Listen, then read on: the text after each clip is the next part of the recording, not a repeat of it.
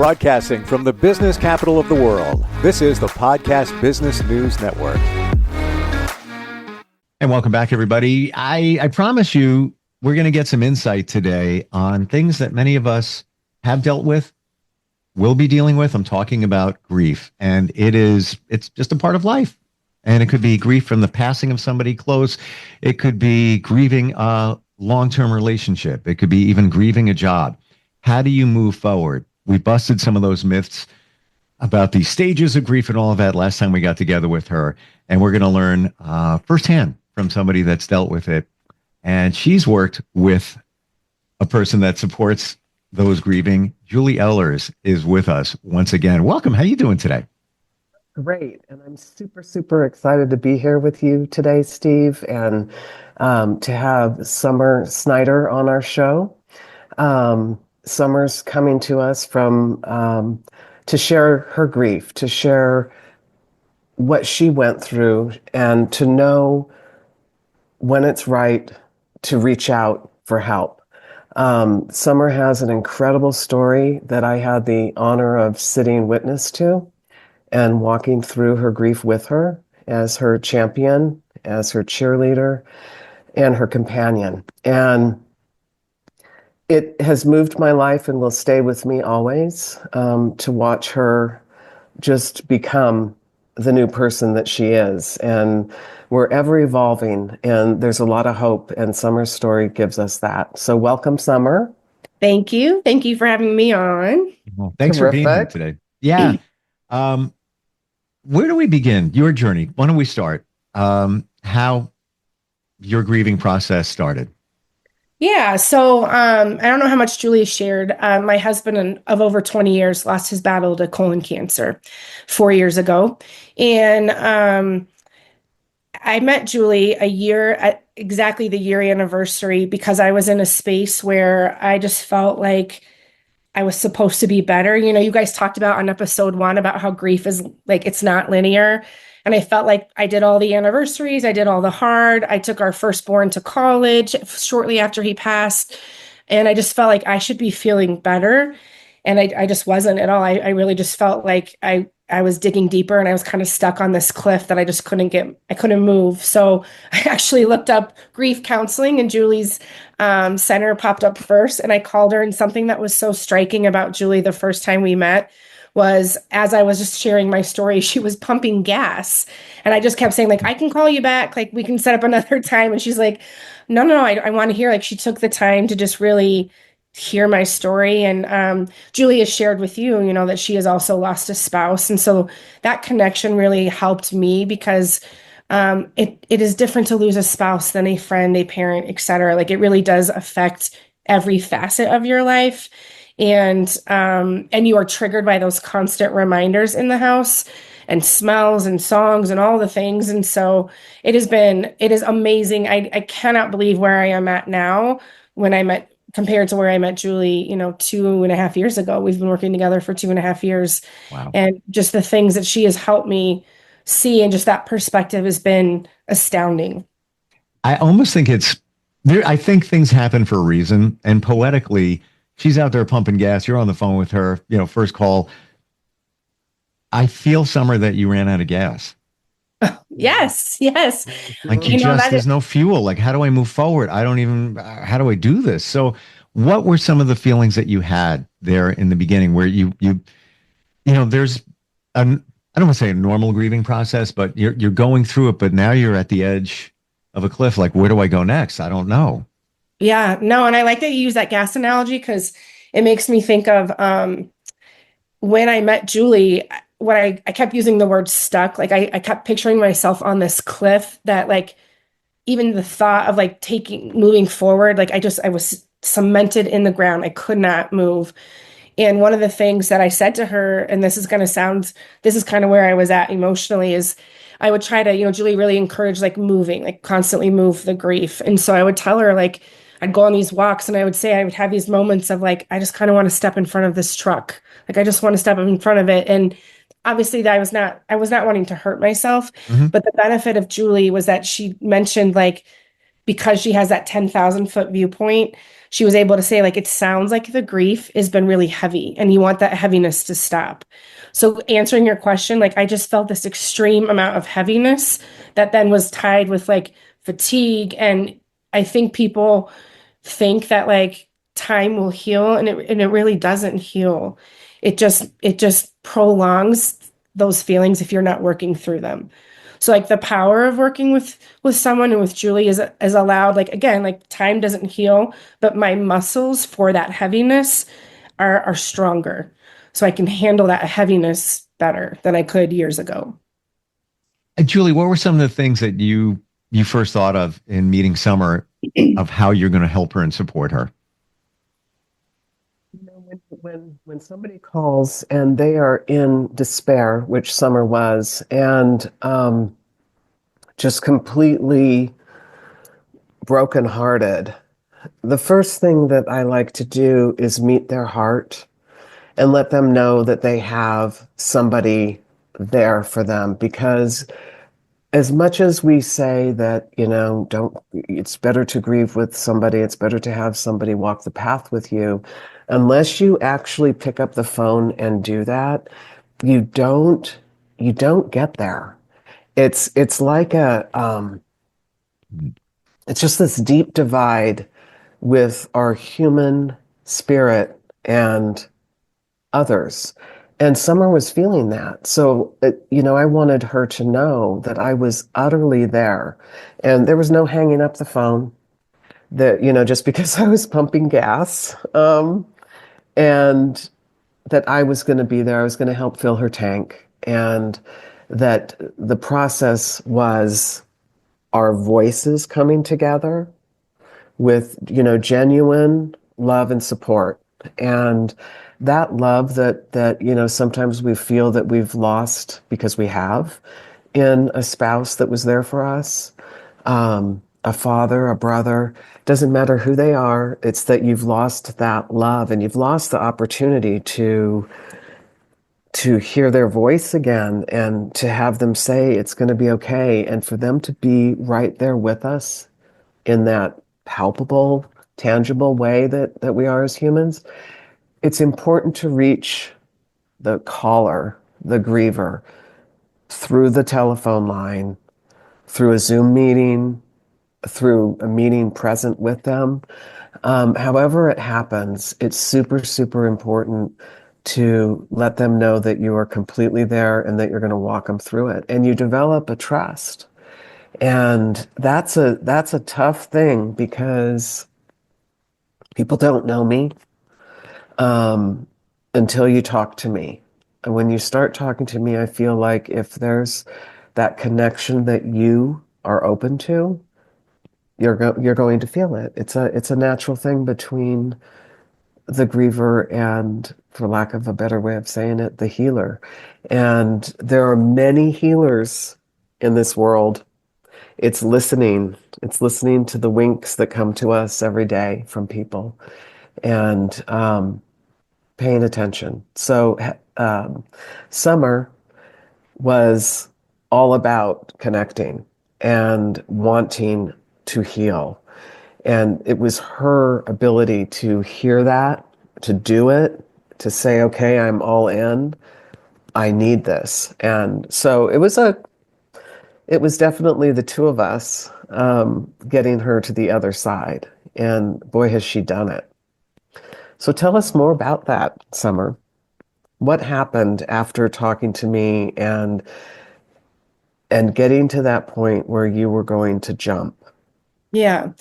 I just think it was, you know, one of the big things that really struck me was, and you kind of reinforced that just now with, it does need to be on the griever's timeline, because, you know, I spent that year after his passing kind of just going through the motions and doing the things that I think you're supposed to do, such as like, you know, I worked with my healthcare providers to get some counseling. And I just felt like that was like a checking the box, like that's what you're supposed to do. So it wasn't until that year anniversary where I was like, I'm not any better. In fact, I think I'm worse than I was. And then that connection piece, you know, I think I'm in education. And so connecting with people is kind of that is an important part of making and building trust within relationships. But I think with Julie, like it was just this freedom that there was no judgment. So when I would make a comment like, I want to step in front of this truck right now, there wasn't any judgment or any fear, where if I told my family or friends that would be a very big red flag. So Julie just like, I think it was just that ability just to be so vulnerable, and no judgment would come within that. It was just validation. Like, yes, I know what that feels like. I remember that. And to know, like, to validate and show empathy, like you can be open with that. You can, there's no judgment, or we don't need to go into like, okay, it's time to go see a doctor now. Like it just, she allowed for that space to just be completely vulnerable. And I think with that vulnerability and her ability, like to see that different, that different vantage point of your grief cycle, I think that as those are the things that helped me move forward. I also, within our time together, had a job opportunity, kind of switching, not careers, but kind of switching careers. And something that Julie really helped with, because this switch was a very big risk, because I would be losing a lot of my health benefit, like all the things that are predictable. And especially being like, I have two girls, so being in a family that I am the sole provider now. And Julie's just like belief, like that, like you helped me see that like I can do hard, and being able to name those things gave me that confidence to move forward in a time where I felt like I was completely lost or completely empty. So I think it was just kind of all of those things, that ability to connect with you, the ability to take risks and be vulnerable without any judgment. And then be able to kind of see that different vantage point. Like if you do this, like this is going to be something that helps you move forward. I mean, I think you remember that analogy where I was like, I am stuck. I cannot move. Yes. I cannot jump. I don't know how to jump. Did you feel, Summer, and I often hear that there's a lot of guilt that comes along when you're grieving in all different areas where, am I doing enough in their memory? I'm going to change jobs. Well, what would they think if they were here? How are other people going to judge me? All of that. How did you get past that, the guilt aspect? Yeah. I mean, that kind of sneaks up still now. But, Julie helped me see that like the people that really care about you, they want what's best for you. They want to see that you're happy. We kind of laugh. So this is now 4 years out, but one of Julie's homework assignments for me was to join a dating app. And I put it off for several months. But then I did and joined, and I had to work through that guilt too. Like the guilt of like, is it too soon to move on? Is it too soon to have feelings for someone else? So I think that guilt always kind of is haunting you or is on your back a little bit, but it's your ability to see that the people that love and care about you, they want what's best for you. They want to see you happy. They don't want to see you in sadness or despair or isolation. So it's just kind of reminding yourself that the people that care about you, they want to see this for you. They want you to be moving down that path. I want to talk about kind of triggers for a moment, if I may. And my mask is coming down at this point. Not about me, but others, I'm sure, have been in this situation. I was with somebody yesterday. I'm close to them. Their spouse suddenly passed away 4 years ago, coming up on. Suddenly, and they found him. So they're at Easter dinner at a restaurant with their daughters, and a man dropped in the restaurant. And don't know what it was, she didn't identify that. And she was mostly upbeat about it, but I'm kicking myself because I don't know what to say. Like she just mentioned, and yeah, we're there. And look, I look over and the guy. I know inside that there is that. And I didn't know what, I let it go. And many times I don't know what to say. And, again, she was upbeat about the day in general, but a heavy day, obviously. It's a holiday. What's okay to say in those situations? When triggers come up, I don't know. I'm clueless. Yeah, I don't think you need to say anything. I mean, I have triggers all the time. I mean, as simple as this last election, my phone, I got a text message saying, Shane, you haven't voted in the last election. And so triggers pop up all the time. I think sometimes I feel like we're so wired to always kind of fix, like go solution based and fix things for people. And so I think it's okay to just kind of sit in that silence or not say anything. Sometimes just that your presence alone is enough. And so, like for me, like I don't want to keep talking about the triggers. That can spiral me. And so Mm. for your friend, that could also do that too. So maybe sometimes just like acknowledging it and moving on. But I don't think we always have to be in a space where we're always feeling we have to solve problems. We have to say something. Sometimes just being present is enough.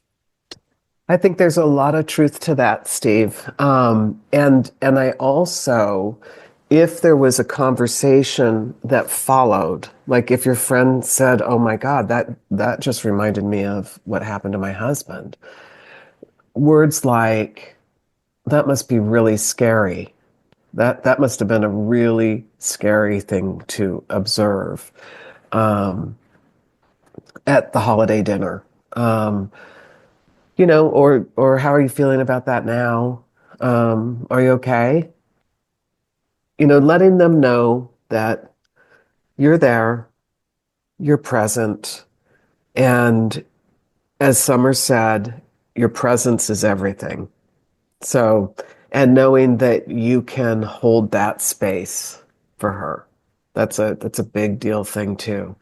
So, sometimes we have no words and sometimes words don't work anyway, and they can, like Summer said, they can cause her to spiral Mm. into the trigger. So however you handled it was the right way to handle it. I fertilized her lawn There you go. That's I a need big that deal. too. before dinner. Yeah, Yeah. it's challenging, I guess, on both sides. But when did you realize, Summer, that I got fuel in the tank now? I feel myself starting to move forward. Um, I think that there was a combination of just different moments. So like switching jobs and then seeing that like, you know what, like I can still provide for my family, for my kids, and we're still staying afloat and it's okay. Um, Also like moving forward, and I'm not saying that you have to like get in a relationship again, but that moment of real like being brave and taking that step and feeling happiness again, that was a big turning point for me because I did live in a space for years that I was like, I'll never be happy again. And I'll just kind of always be alone. And so that like fullness has come in different parts, like finding joy and happiness again, whatever that may be for someone. Seeing that my girls are thriving. Like my kid just graduated college a semester early. Like she went to school after Shane died. Like what a huge accomplishment. And I know I played a role in that. So like finding like celebrating those moments of when like I've done hard. That's kind of my quote is like I can do hard. So those are the things, those combinations of things that kind of just fuel me up. And then again, just seeing like you can find joy again. And that was something that Julie said from the beginning was you will find joy again. This will not stay with you forever. You will find, and at that time I didn't believe her. I was just kind of like, okay, if that's what you say, but truly experiencing joy again, like authentic happiness, whatever that may be for you, that is what has filled up my tank again. Did you find you had more resilience in you than you ever realized?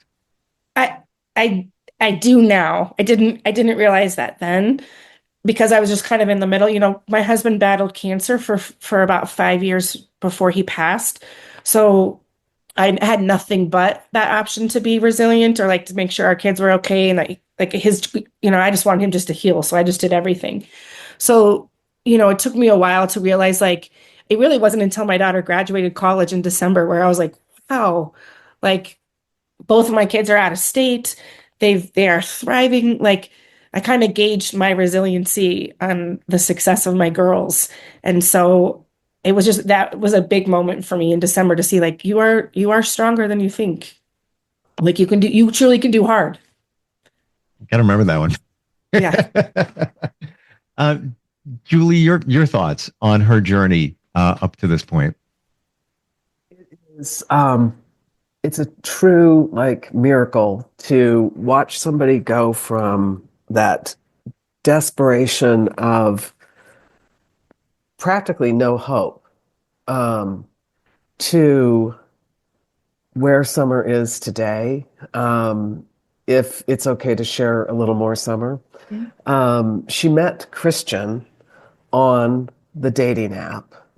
The very first time she went on, okay? And she is so more than lucky to have met this man who is just a ball of love and fun, and he's a dude, and he's tall, and he's all big, and he's just this huge dude, but he has the biggest heart.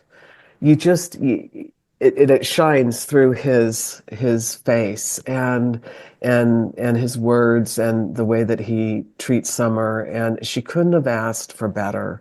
And that they're engaged now. Oh, wow. And Congrats. and yes, and I've been asked to officiate their wedding this summer. So I'm beyond words delighted and so honored to be a part of this love circle. And it's this huge love circle. We're all in it right now. The three of us and any listeners, we're all in the love circle. And, I really want to emphasize that love is infinite. It's that thing that Summer will always have for Shane. I will always have for everybody who's gone before me. I will always have for everybody who is alive in this space right now. It's just this beautiful gift that if we take a few minutes each day just to go from our head to our hearts and feel the gratitude for all those people who have been a part of our lives and how we move forward with them. But they might not be physically here, but they are definitely, we're moving forward with them and with the new people that come into our lives to continue that love, because we all have it to give. And something Julie Go that ahead. you taught me was that like both can be true. Like you can be sad and you can also be happy at the same time. You can mourn the people that you have loved and you can love someone again too. Like that's something that I didn't recognize with grief, but like both can be true. Yes. Shane's anniversary was on St. Patrick's Day, and I remember sitting there. I think I even texted you like it's such a weird feeling to experience such sadness, but also such joy at the same time. Yes. And so that's something that I've learned from this work with Julie is like both can be true. You don't have to just be happy or just be sad. You can be both, or you can be excited about a new adventure, but also super very anxious or nervous about what could happen. And so just understanding that and believing that both can be true helps with that validation process. And then also recognizing that it's okay. Like both can be true. And I've often heard sadness is heavy, obviously. If you didn't experience that, you'd never know what joy was. You'd just be kind of flatline. Like you wouldn't see the difference between the two. Wonderful talking with you both today. Julie, if somebody's going through some of that heaviness, empty tank, needs a refill, how do we connect with you? Call me directly. My phone, I'm always available. If I don't answer, leave your number. I will call you back. She's usually at the gas station at that point, just saying. Exactly. And I'll help you fill your tank at 720-480-3317. Or you can reach out through my website, the nationalgriefsupportcenter.com. When you get married, Summer, is it this summer? July. Yeah. July. Wow. Yeah. Yeah. And congratulations. Thank you.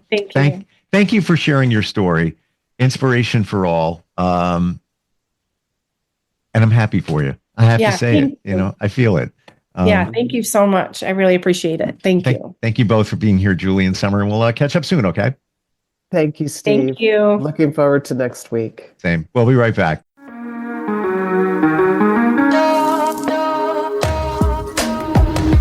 Broadcasting from the business capital of the world, this is the Podcast Business News Network. Adopt US Kids presents Multiple Choice Parenting. Your daughter just had her first breakup. Do you A, put yourself in her shoes? How could he do this to you? And for Sheila, she has split ends. B, console her? Oh, sweetie, this is going to happen a lot. 4, maybe 5 more times before you get married. C, take charge? Got to get this all straightened out. Give a little talking to, man-to-man, mano a mano. Hey, Steve! Is now a good time? No? Okay, no problem. Bye. Or D, help her find a new boyfriend. I know a great place to meet boys. The internet. Nice, single boys. Never mind.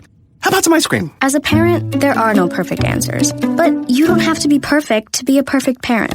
Thousands of teens in foster care will love you just the same. For more information on how you can adopt, visit adoptuskids.org. A public service announcement from the U.S. Department of Health and Human Services, Adopt U.S. Kids, and the Ad Council.